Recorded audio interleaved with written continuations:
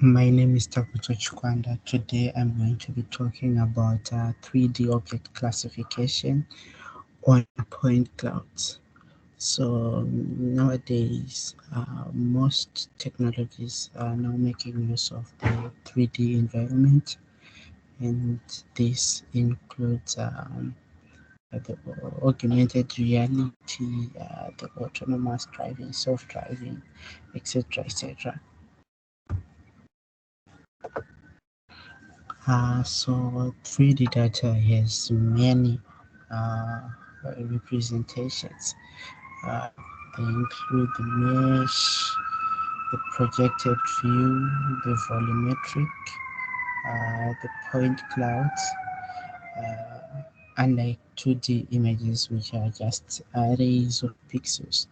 So this project focuses on the point clouds.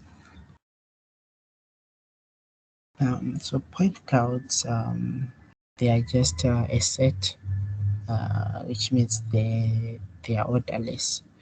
So after doing permutations, you're supposed to come out with the same object.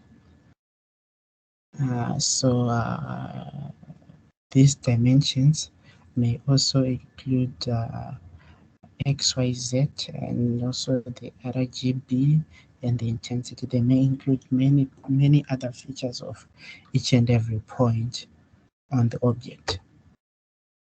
So the aim is to achieve effective feature learning from these point clouds. However, the problem with these point clouds is that they are orderless, as I mentioned earlier. So after doing n factorial permutations, you come out with the same object. So it has to cater for n factorial permutations. So there are also transformation invariants, meaning to say if you rotate them or if you squeeze them, it's still the same object. Uh, and also the issue of point interaction, they assume that each point is independent from the other, of which in some cases, in most cases, in fact in all cases, points they formulate a surface like a roof or, or, or a chair or a desk. So they formulate some form. They have many. They have some form of dependencies, but this one assumes that there's no they're independent. So the data set is from ShapeNet. It is 40 objects and it is 7 gigabyte. So there is much work that has been done in terms of image object detection. These include you only look once. The first RC and the region based CNN, and but the point net is the one that is closely related to this project. They claim that the point net is very accurate, and it has an accuracy of 92.8%.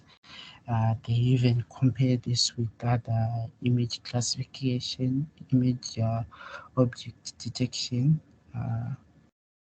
algorithms, and they say it's really good. So the objectives of this is to produce something that performs better than the point net. So it inputs n by 3, which is the 3 dimensions, n by 3 object, and it outputs the k scores for the number of classes. In our case, we have 40 classes, which are chair, desk, and etc. etc. So that's the architecture for the point net. I plan to finish this by 26 November. Uh, yeah, each of these tasks takes roughly around 5 days. 4 days, 5 days.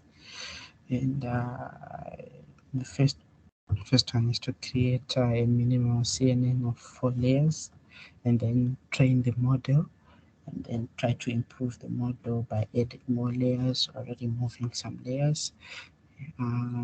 Compare them with the PointNet in terms of accuracy, then make it better than PointNet, which is the whole idea of this project, and then continue improving. So these are the references. This research will be mainly focused on, will be heavily dependent on the first one, which is the PointNet. So thank you very much. Time for questions.